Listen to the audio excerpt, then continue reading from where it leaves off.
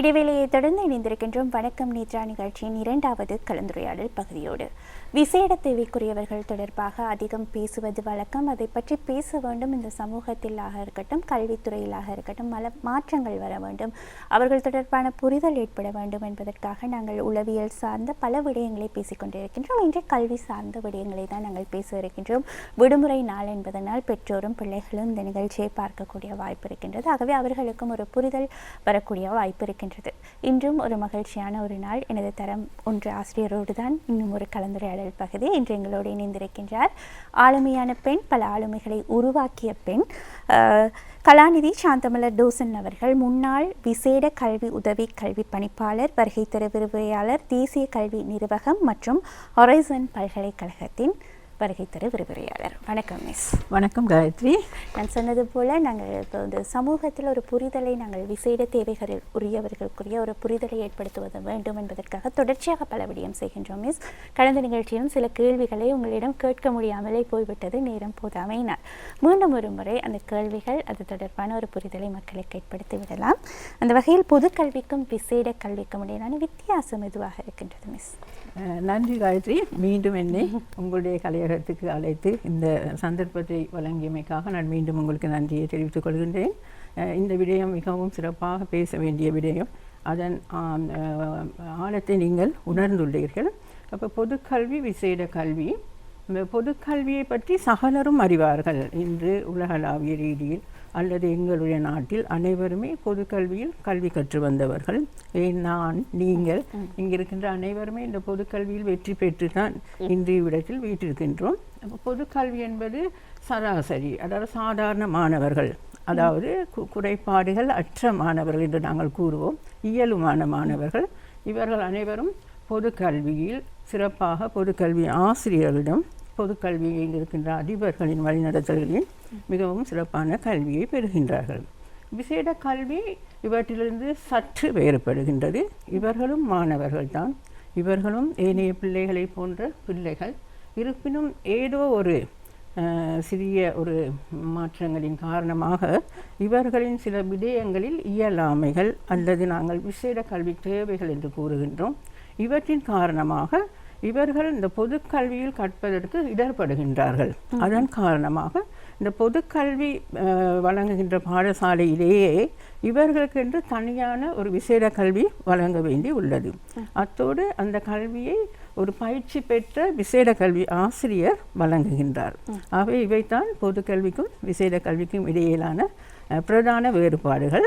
இன்னும் நிறைய விடயங்கள் இருக்கின்றன. அவை நேரத்தை ஒட்டி நான் இந்த சிறிய அறிமுகத்தை உங்களுக்கு முன்வைக்கின்றேன். நிச்சயமாக, குறிப்பாக இந்த விசேட தேவைக்குரியவர்கள் அல்லது ஏதோ ஒரு வகையில் அவர்களுக்கு ஒரு தேவை இருக்கின்றது என்றால் அவர்களை சரியாக வழிநடத்தும் போது, சரியான ஆசிரியர்கள் அவர்களுக்கு கிடைக்கும் போது, சாதாரணமாக நாங்கள் கற்கும் எங்களை விட சிறப்பான இடத்துக்கு போகக்கூடியவர்கள், சிறப்பான இடத்தை அடைந்தவர்கள், சாதனையாளர்கள் என்று ஏராளமாக இருக்கின்றனர். ஆகவே அவர்கள் தொடர்பான ஒரு புரிதல் நமக்கு இருக்குமாக இருந்தால், அவர்களுக்கு ஒரு தேவை இருக்கின்றது என்பதை பெற்றோர் உணர்வார்களாக இருந்தால், குறிப்பாக இந்த பெற்றோரே அதை ஏற்றுக்கொள்வதற்கு தாமதிக்கின்றார்கள். அந்த ஏற்றுக்கொள்வதற்கான தாமதத்தை விடுத்து தனது பிள்ளைக்கு ஒரு தேவை இருக்கின்றது என்பதை உணர்ந்து அதற்கான சரியான வழிகாட்டலை வழங்கும் போது பிள்ளைகள் அடுத்த கட்டத்தை நோக்கி செல்கின்றார்கள். அதற்கு கல்வி என்பது மிக முக்கியமான ஒரு விடயமாக இருக்கின்றது. இது தொடர்பான ஒரு புரிதலை நீங்கள் ஏற்படுத்திக் கொள்ளுங்கள். அதே போல் இந்த உட்படுத்தல் கல்வி என்றால் என்ன மிஸ்? அது தொடர்பான சொல். அவை உட்படுத்தல் கல்வி, அதில் நாங்கள் தற்போது இன்க்ளூசிவ் எஜுகேஷன், முதலில் கூறிய விடயம் ஸ்பெஷல் எஜுகேஷன், அதற்கு முன்னால் ஜென்ரல் எஜுகேஷன் என்று நாங்கள் உட்படுத்தல் கல்வி என்பது இன்க்ளூசிவ் எஜுகேஷன். ஆனால் இந்த இன்க்ளூசிவ் எஜுகேஷன் என்பது விசேட கல்விக்கான ஒரு மறுபெயர் அல்ல. இது விசேட கல்வியின் அடுத்த ஒரு பரிணாமம். முற்றிலும் இந்த விசேட கல்வி கொள்கைகளை விட இந்த உட்படுத்தல் கல்வி கொள்கை மாறுபட்டது. அதாவது இதனை நாங்கள் இன்க்ளூசிவ் எஜுகேஷன் என்று சொல்லுகின்றோம். இது அதிகமாக மிகவும் எல்லா மாணவர்களும், அதாவது நாங்கள் சொல்கிறோம் பல்வகைமை, டைவர்சிட்டி என்று கூறப்படுகின்ற இந்த மாணவர்களின் பல்வகைமையை அனைத்து பாடசாலை சமூகம், பாடசாலையின் உட்கட்டமைப்பு, பாடசாலையின் அதிபர், பாடசாலையின் சகல ஆசிரியர்களும் உணர்ந்து இந்த பிள்ளைகளின் பல்வகைமைக்கு சிறப்பாக மதிப்பளித்து, அந்த பல்வகைமையை எங்களால் மாற்ற முடியாது, நீங்கள் அனைவரும் அறிவீர்கள். பிள்ளைகளிடம் எவ்வாறாயிருந்தாலும் தனியால் வேறுபாடுகள் காணப்படும். ஒரே குடும்பத்தில் பிறந்த ஒத்த இரட்டையர்களிடம் கூட இந்த தனியால் வேறுபாடுகள் காணப்படுகின்றன. அதே போன்று எங்கள் வகுப்பறை எடுத்துக்கொண்டால் பொது கல்வியில் சாதாரணமாக 40 மாணவர்கள் கல்வி கற்கின்ற வகுப்பறையில் அந்த மாணவர்கள் 40 மாணவர்களிடம் தனியால் வேறுபாடுகள் காணப்படுகின்றன. இங்கு நாங்கள் இந்த இன்க்ளூசிவ் எஜுகேஷன் பாலிசிஸ் என்று உட்படுத்தல் கல்வி கொள்கைகள் மிகவும் சிறப்பாக கூறப்படுகின்றது. அதில் அதிகமாக இந்த அதாவது நான் உங்களுக்கு சற்று கூற வேண்டும், இந்த இன்க்ளூசிவ் எஜுகேஷன் என்று சொல்லப்படுவது அனைத்து மாணவர்களும் ஒரே பாடசாலையில் அல்லது ஒரே வகுப்பறையில் அவர்களை இயலுமை, இயலாமை, இனம், மதம், பால் அல்லது அவங்களுடைய வகுப்பு வேறுபாடுகள் என்று அவர்களை வேறு பிரிக்காது. அவர்கள் அனைவரையும் ஒரே வகுப்பறையில், ஆனால் அவர்களுடைய பல்வகைமையை கருத்தில் கொண்டு அவர்களுக்கு ஏற்றதான அவர்களிடம் காணப்படுகின்ற தேவைகளுக்கு ஏற்ற முறையில் எல்லா ஆசிரியரும் இதனை உணர்ந்து கற்பிக்கின்ற முறையை தான் நாங்கள் இப்பொழுது இன்க்ளூசிவ் எஜுகேஷன் என்று சொல்லுகின்றோம். இன்று இது உலகளாவிய ரீதியில் மிக பழமையானது. இருப்பினும் எங்களுடைய நாட்டில் தற்போது மிக வேகமாக நாங்கள் அனைவரும் இந்த கல்வி புலத்தில் இவற்றை ப்ரொமோட் பண்ணி கொண்டு இருக்கின்றோம். இப்போ இதை நாங்கள் கூறும்போது வெறுமனே அந்த பொது கல்வியை வைத்து நாங்கள் இதுதான் இன்க்ளூசிவ் எஜுகேஷன் என்று கூற முடியாது. பொது கல்வியில் ஒரு சில நேரங்களில் ஒரு வித்தியாசமான ஒரு மாணவனை இணைத்து மீண்டும் அதே பொதுக்கல்வி முறையை கற்பித்து கொண்டிருப்பது இன்க்ளூசிவ் எஜுகேஷன் இல்லை என்று நிறைய பேர் அவ்வாறு கூறுகின்றார்கள். ஏதோ ஒரு வகையில் ஒரு வகையான ஒரு இயலாமை உள்ள மாணவனையும் அல்லது மாணவியை அந்த வகுப்பறையில் வைத்து ஆனால் மீண்டும் அதே பொதுக்கல்வி முறையில் கற்பித்து கொண்டிருப்பது இன்க்ளூசிவ் எஜுகேஷன் என்று இன்றும் கூறுகின்றார்கள். இருப்பினும் அதை நாங்கள் இன்க்ளூசிவ் எஜுகேஷன் என்று கூறுவது இல்லை. அதாவது இந்த இன்க்ளூசிவ் எஜுகேஷன் முதலாவதாக பாடசாலை சமூகம், அது பாடசாலை சமூகம் என்று உங்களுக்கு தெரியும். பாடசாலையின் அதிபர் முதல் பாடசாலையின் வாயிலிருந்து பிள்ளைகளை வரவேற்கின்ற அந்த பொறுப்பேற்கின்ற அந்த பாதுகாப்பு உத்தியோகத்திலிருந்து இந்த உட்படுத்த கல்விக் கொள்கைகள் சென்றிருக்க வேண்டும். எவ்வாறு அதாவது இங்கே முதலாவதாக இந்த பாடசாலையின் கட்டமைப்பு, பிள்ளைகள் ஈஸியாக பாடசாலைக்கு அக்சஸ் ஆகுதுன்னு சொல்லுவோம். பிரவேசிப்பதற்கு ஏற்றவாறான பாடசாலை கட்டமைப்பு மாற்றம் பெற வேண்டும். அதில் நிறைய உங்களுக்கு தெரியும். ஏனென்றால் நாங்கள் இங்கே கதைக்கின்றோம் இல்லை பல்வகைமையில் இல்லை இயலுமை, இயலாமை, இனம், மதம், பால் மற்றும் அவர்களுடைய பொருளாதார நிலைமை எல்லாவற்றையும் கதைத்தாலும் இதில் எல்லாவற்றிலும் விட கூடுதலாக சிக்கலை அனுபவிப்பவர்கள் இயலாமை உள்ள பிள்ளைகள், டிசபிலிட்டி உடைய பிள்ளைகள். அவர்கள் ஏனைய மாணவர்களை போன்று பாடசாலைக்குள் பிரவேசிப்பதற்கு உதாரணமாக ஒரு சக்கர கதிரையில் வீல் சேரில் வரக்கூடிய மாணவர்கள் இன்று இருக்கின்றார்கள். அவ்வாறான ஒரு மாணவனோ மாணவியோ ஏனையோரை போன்று அவரும் சுதந்திரமாக இந்த பாடசாலைக்குள் பிரவேசிப்பதாக இருந்தால் அவருக்கு பாடசாலையின் அந்த என்ட்ரன்ஸ், அந்த வாயில் அவருக்கு ஒரு பிரவேசிக்கக்கூடிய வசதியை ஏற்படுத்த வேண்டும். இவ்வாறாது பிள்ளைகளை நாங்கள் கூறும் போது இந்த இயலாமை உள்ளவர்கள் தான் இந்த அதிகமாக நான் கூறினேன் பிரச்சனைக்கு உள்ளவர்கள். ஆகவே இந்த உட்படுத்தல் கல்வி முறைமையில் அதிகமாக இந்த இயலாமை உடையவர்களுக்கு ஏற்படுகின்ற நன்மைகள் தான் நிறைய கொள்கைகளாக வைக்கப்படுகின்றன. அதாவது இந்த உட்படுத்தல் கல்வியில் வகுப்பறைகள் முதலாவதாக இந்த பாடசாலையின் கட்டமைப்பு மாற்றம் பெறுவதோடு வகுப்பறைகளும் மாற்றம் பெற வேண்டும். மாணவர்கள் தங்கு தடையின்றி வகுப்பறைக்குள் பிரவேசிப்பதற்கு, அதாவது அதே போன்று அந்த வீல் சேரில் வருகின்ற ஒரு மாணவி இருந்தால் மாணவனும் தங்கு தடையின்றி அந்த வகுப்பறைக்குள் வந்து ஏனைய மாணவரை போன்று கல்வி பெறுவதற்கான அந்த பிரவேச வசதிகள், எக்ஸசிபிலிட்டிஸ் அவை காணப்பட வேண்டும்.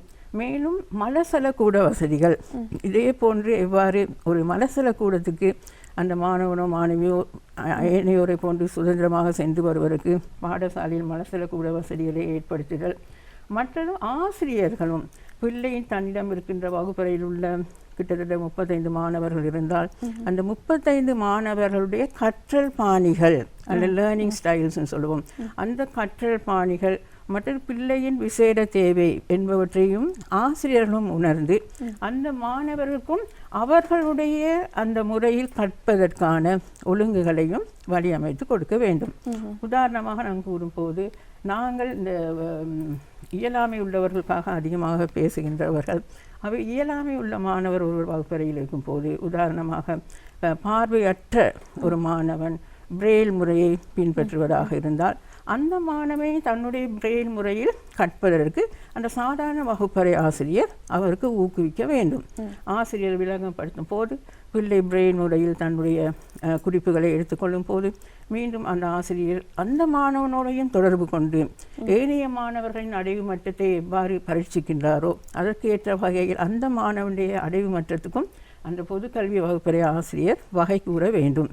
ஏனைய மாணவர்களுடைய எவ்வாறு பரீட்சைக்காக தயார் செய்கின்றார், கல்வியில் உள்ள அனைத்து உரிமைகளையும் பெற்றுக் கொடுக்கின்றாரோ அதே போன்று இந்த இயலாமையில் பல வகை இருக்கின்றது. சென்ற எங்களுடைய செஷனில் நாங்கள் கதைத்தோம். அவ்வாறான ஒவ்வொரு மாணவருக்கும் ஒவ்வொரு வகையான விசேட கல்வி தேவைகள் இருக்கின்றன. இன்று எமது நாட்டில் கல்வி அமைச்சு அதிகமாக பேசிக் லெவலில் 14 வகையான விசேட கல்வி தேவைகளை, ஸ்பெஷல் எஜுகேஷன் நீட் அல்லது சில்ட்ரன் வித் டிசபிலிட்டி அறிமுகம் செய்திருந்தார். அவர்கள் ஒவ்வொருவருக்கும் ஸ்பெஷலான கற்றல் முறைகள் இருக்கின்றன. இருப்பினும் பொதுக்கல்வி ஆசிரியர் அவை அனைத்தையும் கற்க முடியாது. இருந்தாலும் தன்னுடைய கற்பித்தலில் தன் பிள்ளைகள் கற்கின்ற பாணியில் இவர் என்ன செய்ய வேண்டும், அந்த பிள்ளைகளினுடைய தேவைகளையும் அறிந்து ஒவ்வொருவரையும் ஏனையோரை போன்று அவர்களும் அந்த தேர்ச்சியை எய்துவதற்கான சிறப்பான வழிகாட்டல்களை அவர் பெற வேண்டும், வழங்க வேண்டும். அத்தோடு அவ்வப்போது அவர் பாடசாலையில் உள்ள விசேட கல்வி ஆசிரியர் இருக்கின்ற நேரத்தில் அந்த ஆசிரியரோட தொடர்பு கொண்டு இந்த மாணவரின் சில நாங்கள் சொல்லுகின்ற ரெமிடியல் பரிகார முறைகளையும் அவர் பெற்றுக்கொள்வதோடு இந்த பிரெயில் போன்ற முறைகளை அந்த ஆசிரியரின் உதவியோடு பிள்ளைக்கு திருத்தம் செய்து கொடுத்து, ஆசிரியர் இந்த பார்வை குறைபாடு உள்ள பிள்ளைக்கு ஆசிரியர் அதிகமாக ஓரல் மெத்தட் சொல்லுகின்ற வாய் மூலமான முறைகள் மற்றும் நிறைய இருக்கின்றது. இன்று பார்வை குறைபாடு உள்ள மாணவர்கள் உபயோகிக்கின்ற தொழில்நுட்ப உபகரணங்கள் அவற்றை அவர் உபயோகிப்பதற்கான நிறைய ஊக்குவிப்புகளை வழங்க வேண்டும். அவை உட்படுத்தல் கல்வி மிகவும் இன்ட்ரெஸ்டிங் என்னவென்றால், இந்த ஸ்பெஷல் எஜுகேஷனில் விசேட கல்வியை பிள்ளைகளை அப்படியே பாடசாலையில் தனிமையாக்கி தனிமையான ஒரு அறையில் வைத்து தனிமையான ஒரு ஆசிரியருக்கு இடையே வைத்து தனிமையாகவே பாடசாலையை விட்டு வெளியேற்றுகின்றது விடயம். ஆகவே இது இப்பொழுது ஒரு சிறப்பான விடயம் இல்லை. எல்லா பிள்ளைகளும் பிள்ளைகள் அனைவரும் நமது சமவயது குழுவினரோடு சேர்ந்து கற்பதற்கு தான் விரும்புகின்றனர். அவை இவர்களுக்கு இந்த உட்படுத்த கல்வியில் சமவயது குழுவினரோடு கற்பதற்கான சந்தர்ப்பம் கிடைக்கின்றது. ஏனைய எல்லா ஆசிரியரோடும் கற்பதற்கான சந்தர்ப்பம் இருக்கின்றது. சகல பாட ஆசிரியர்களும் வருகை தரும்போது பிள்ளையின் அந்த நீங்கள் கூறிய சைக்கோலஜிக்கல் ரீதியாக ஏற்படுகின்ற பூரிப்புகள் இவற்றை தங்கு தடையின்றி இவை இனாமாக கிடைக்கின்ற விடயங்கள். அப்போ மனிதர்களோ ஆசிரியர்களோ இதுக்கு தடையாக இருக்கக்கூடாது. அவை இன்க்ளூசிவ் எஜுகேஷன் என்பது நிறைய மனித மனங்களை ஊக்குவிக்கின்ற விடயங்களும், இயலாமையாக உள்ள பிள்ளையாக இருக்கலாம், அல்லது பொருளாதாரத்தில் முதிர்ச்சியற்ற பிள்ளையாக இருக்கலாம், அல்லது பெற்றோரை இழந்து ஒரு சில காலத்தில் மிகவும் ஒரு துயரத்தில் இருக்கின்ற பிள்ளையாக இருக்கலாம், அல்லது தீராத ஒரு நோயில் சில காலங்கள் இருந்து மீண்டும் பாடசாலைக்கு வருகின்ற பிள்ளையாக இருக்கலாம். இதை போன்று நாங்கள் சொல்லுகின்றோம் இந்த மாதிரி அதிர்ச்சியில் இருக்கின்ற பிள்ளைகளாக இருக்கின்றன. ஆகவே இவர்களெல்லாம் இந்த சில காரணங்களுக்காக ஒதுக்கி வைத்து விசேட கல்வி வகுப்பறையிலோ அல்லது பாடசாலைக்கு வெளியே உள்ள விசேட பாடசாலைக்கு அனுப்புதல் என்பது இப்பொழுது மனித நேயத்தை மனித பண்புகளை பாதிக்கின்றதை நிறைய கல்வியலாளர்கள் அவங்களுடைய ரிசர்ச் ஆய்வுகள் மூலம் வெளிப்படுத்தி இன்று நிறைய அபிவிருத்தி அடைந்த நாடுகளில் இது ஒரு சாதாரண ஒரு கான்செப்ட். எல்லா ஆசிரியர்களும் சிறப்பாக அறிவார்கள். இன்று அதே போன்று எங்களுடைய நாட்டிலையும் இன்க்ளூசிவ் எஜுகேஷனை மிக வேகமாக தற்போது நடைமுறையில் உள்ளது. இவற்றை மிக வேகமாக கொண்டு செல்வதற்காக இன்று கல்வி புலத்தில் உள்ளவர்கள் கல்வி அமைச்சு மிகவும் தீவிரமான நடவடிக்கையில் ஈடுபட்டு உள்ளார்கள். கண்டிப்பாக நாங்கள் படிக்கும் காலத்தில் இந்த விசேட தேவைக்குரியவர்களுக்கான தனியான பாடசாலை, நாங்கள் தனியாக படிப்பது, அதுதான் இன்று சமூக ரீதியாக அவர்களை ஒரு மாதிரியாக நாங்கள் எமக்குள் இருக்கும் அந்த அழுக்கை நாங்கள் நீக்குவதற்கான இந்த ஒரு விடயமாக நாங்கள் உட்படுத்தல் கல்வி முறையை நாங்கள் பார்க்கலாம். குறிப்பாக அங்கு அந்த பிள்ளைகளை பார்க்கும் சக மாணவர்கள் அவர்கள் இயல்பாக ஏற்றுக்கொள்வார்கள், நண்பர்களாக ஏற்றுக்கொள்வார்கள். அதே போல அவர்கள் அவர்களுக்குமே இந்த சமூகத்தை பார்க்கும் அந்த பார்வை ஒதுங்கி போக வேண்டும் என்ற எண்ணம் வராது. யாரை பார்த்தாலும் பயப்பட வேண்டும் என்ற அந்த உளவியல் சார்ந்த தயக்கங்களுக்குள் அவர்கள் போக மாட்டார்கள். இயல்பாக அவர்களும் அந்த பிள்ளைகளோடு ஒன்றித்து போவார்கள். அடுத்தது அவர்கள் இன்னும் அடுத்த கட்டத்திற்கு போவதற்கு மிக இலகுவாக அடுத்த கட்டத்தை போவார்கள். தனிமைப்படுத்தி அவர்களுக்கு ஒரு கட்டை முறை கொடுப்பதை விட மற்ற பிள்ளைகளை பார்த்து நானும் அதை போல் செய்ய வேண்டும் என்ற அந்த எத்தனிப்பு அவர்களை இன்னும் அடுத்த கட்டத்துக்கு கொண்டு போய் சேர்க்கும். ஆனால் இதெல்லாம் இருக்கும் பட்சத்திலும் கூட இந்த சமூகமாக ஒரு மாற்றத்தை நாங்கள் ஏற்படுத்த வேண்டும் என்று நாங்கள் நினைக்கிறோம். சில சமயங்களில் விமர்சனம் வைக்கக்கூடிய பெற்றோரை பார்த்திருப்பீர்கள். இப்படி அந்த பிள்ளையும் எனது பிள்ளையையும் ஒரே கிளாஸ் வகுப்பறையில் வைத்திருக்கலாம் என்ற ஒரு கேள்வி எழுப்பு. அவர்களை நீங்கள் எப்படி கையாளுவீர்கள்? என்னுடைய சமீபத்திய ஒரு ஆய்வில் நான் இந்த சாம்பல் ஆய்வு மாதிரிகளாக இந்த சாதாரண பிள்ளைகள், அவருடைய பெற்றோர்கள், அதே போன்று அதே வகுப்பறையில் கல்வி கற்கின்ற இந்த விசேட கல்வி தேவையான இயலாமையுள்ள பிள்ளைகள், அவருடைய பெற்றோர்கள் என்று நான் என்னுடைய ஆய்வில் நான் உண்மையாக அவர்களுடைய என்ன கூறுகின்றார்கள் என்ற அவர்களுடைய உணர்வுகளை நான் சில ஆய்வாக எடுத்தேன், பரிசோதித்தேன். அந்நேரத்தில் முதல்ல அவர்களுடைய இருந்தது அவர்களுடைய இருக்கின்ற இயலுமையான அந்த இயலுமான பிள்ளைகளிடம், பெற்றோர்களிடம் இது ஒரு ட்ரெடிஷனலாக வந்த சில என்ன சொல்வது நம்பிக்கைகள், மரபு ரீதியான நம்பிக்கைகள் அவர்களிடம் காணப்பட்டது. அதாவது இவர்கள் தங்களுடைய பிள்ளைகளோடு கற்கும் போது தங்களுடைய பிள்ளைகளின் கல்வி நேரம் பாதிக்கப்படுமா என்ற ஒரு பதட்டம். மற்ற இன்று இலங்கையில் முற்றுமுள்ளதாக பரீட்சை மைய கல்வி. எல்லா பெற்றோர்களும் தன்னுடைய பிள்ளைகள் பரீட்சையில் தான் சித்திய இது கட்டாயம் இது நாங்களும் பெற்றோர்களாக இருந்திருக்கின்றோம். இந்த பரீட்சை மையத்தில் வகுப்பறைகளும் இன்று மிகவும் ஒரு வேகமாக இயங்கி கொண்டிருக்கும் போது எல்லா பிள்ளைகளையே போட்டி மனப்பான்மை மற்றும் வெட்டுப்புள்ளி என்று பல்வேறு விடயங்கள், பல்கலைக்கழகத்துக்கு செல்ல வேண்டும் பிள்ளைகள் என்று பல விடயங்கள் இன்று பெற்றோரிடையும் மன உளைச்சல் இருக்கின்றபடியினால் இவ்வாறு பிள்ளைகளோடு சேர்ந்து இருக்கும் போது இவர்களுக்கான கல்வியில் தடைகள் ஏற்படலாம், அல்லது இவர்கள் அவர்களுக்கு உதவி செய்ய போகும்போது இவர்களுடைய நேரம் பாதிக்கப்படலாம், அல்லது ஆசிரியர் இவர்களுக்கு அதிகமான நேரத்தை செலவழிக்கும் போது தங்களுடைய பிள்ளைகளுக்கு செலவழிக்கின்ற நேரங்கள் பாதிக்கலாம் என்று முதலில் கூறினாலும் பிறகு மீண்டும் இந்த இயலாமை உள்ள பிள்ளைகளுடைய பெற்றோர்கள் கதைக்கும் போது இந்த மனித மனம் அங்கே தோன்றியது. எல்லோருமே வியப்பில் ஆழ்ந்தார்கள். அவர்கள் இவ்வாறான எதிர்பார்ப்புகளை வைத்திருக்கின்றார்கள். தங்களுடைய பிள்ளைகளும் உங்களுடைய பிள்ளைகளோடு கற்க ஆசைப்படுகின்றார்கள். உங்களை போன்று தான் நாங்களும் எதிர்பார்த்திருந்தோம். இருந்தும் எங்களுக்கும் இவ்வாறு பிள்ளைகள் பிறந்து விட்டார்கள். ஆனால் நாங்கள் அவர்களை வளர்க்க வேண்டும். அவர்களுக்கும் சகலவிதமான கல்வியில் உரிமைகள் இருக்கின்றன. எங்களுடைய பிள்ளைகள் அனைவரும் உங்களுடைய பிள்ளைகளோடு சேர்ந்து கற்பதற்கும் சேர்ந்து விளையாடுவதற்கும் சம வயது குழுவினரோடு இருப்பதற்கும் மிகவும் ஆசைப்படுகின்றார்கள் என்ற அந்த மனிதநேய விடயங்களை கேட்டபோது பிறகு அந்த குழுவில் உள்ளவர்களுக்கு மிகவும் ஒரு அந்த நேரத்தில் அவர் உணர்கின்றார்கள். ஆகவே இல்லை, இது ஒரு ட்ரெடிஷ்னலான மரபு எங்கயாக வந்ததை ஒழிந்து உண்மையாக இதை நாங்கள் நடைமுறைப்படுத்தும் போது இந்த பிள்ளைகள் ஒருவருக்கு ஒருவர் உதவி செய்வார்கள், விட்டு கொடுப்பார்கள், பிள்ளைகளிடையே நல்ல மனிதநேயம் ஏற்படும். ஒரு குடும்பத்தில் 3 பிள்ளைகள் இருக்கும்போது ஒரு பிள்ளை விசேட கல்வி தேவையுள்ள பிள்ளைகள் பிறக்கின்றனர். ஏனைய இருவரும் சாதாரண பிள்ளையாக இருக்கும்போது அந்த 2 பிள்ளைகள் தான் இந்த பிள்ளையை மிகவும் சிறப்பாக வழி நடத்தி வருகின்ற ஒரு உதாரணம் எங்களுக்கு இருக்கின்றது. அந்த எந்த குடும்பமே தன்னுடைய பிள்ளையை தனியாக்கவில்லை. ஏன்னா தன்னுடைய அந்த ஒரு பிள்ளை இருக்கும்போது அந்த குடும்பத்தை சேர்த்து வளர்த்தே அந்த குடும்பமே அந்த பிள்ளையை உயர்த்தி இன்று நீங்கள் நிறைய சினிமாவுக்கு மட்டுமல்ல உண்மையான வாழ்க்கையை நீங்கள் பார்க்கின்ற நிறைய வெற்றி பெற்றவர்களுடைய இவற்றையெல்லாம் நாங்கள் கூறும்போது அவர்கள் உணர்கின்றார்கள். அதே போன்று ஆசிரியர்களும் அவ்வாறு ஆரம்பத்தில் அவங்க தன்னுடைய ஒர்க் லோட் இப்போ இந்த அவங்களுக்கு இருக்கிறதே இந்த தன்னுடைய ஒர்க் லோட், பாடசாலையில் இருக்கின்ற மேற்பார்வைகள், நாங்கள் வகை கூற வேண்டிய விடயங்கள் என்று இருந்தாலும் நாங்கள் இந்த இன்க்ளூசிவ் எஜுகேஷன் பாலிசிஸை கொடுக்கும்போது அவற்றில் இவ்வாறான இந்த ட்ரைனிங்ஸை கொடுக்கும்போது ஆசிரியர்கள் இப்பொழுது உணர்ந்து கொள்கின்றார்கள். இந்த கல்வி புலத்தில் இருக்கின்றவர்கள் அல்லது மருத்துவத்துறையில் உள்ள டாக்டர்ஸ் என்று சிறப்பாக அறிவார்கள். இப்போ இவ்வாறு இந்த நவீன நியூ ட்ரெண்ட்ஸுக்கு நாங்கள் வரும்போது இது எங்களுக்கு ஒரு பிரச்சனையாக இல்லை.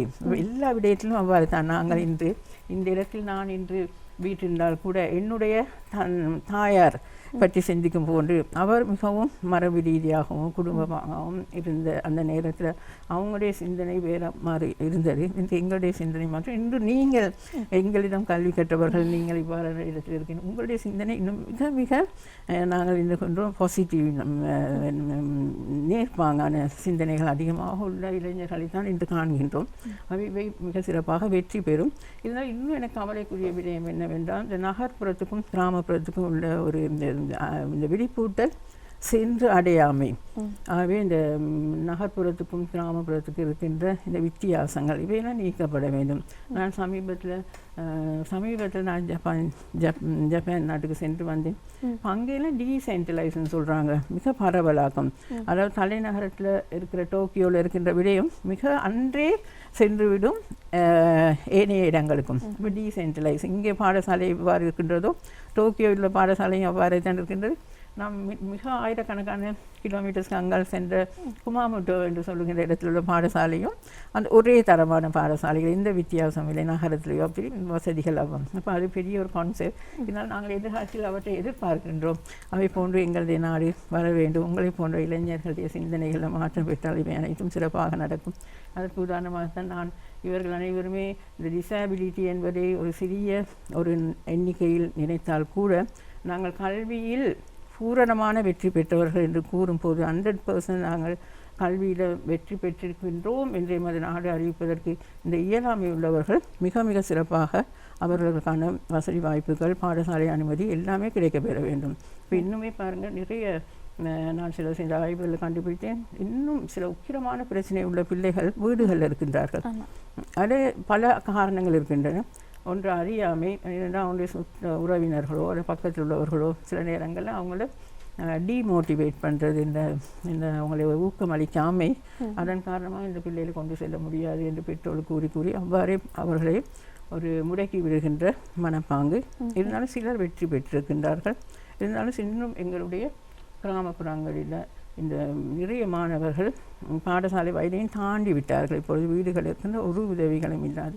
இவற்றையெல்லாம் நாங்கள் இவ்வாறு கூறும்போது ஏனையோரும் இவை சார்பாக சிந்தித்து இவை போன்றவர்கள் இனி நான் நினைக்கின்ற உரிய காலத்தில் ஒரு பாடசாலை வயதில் பாடசாலைக்கு வரலாம்.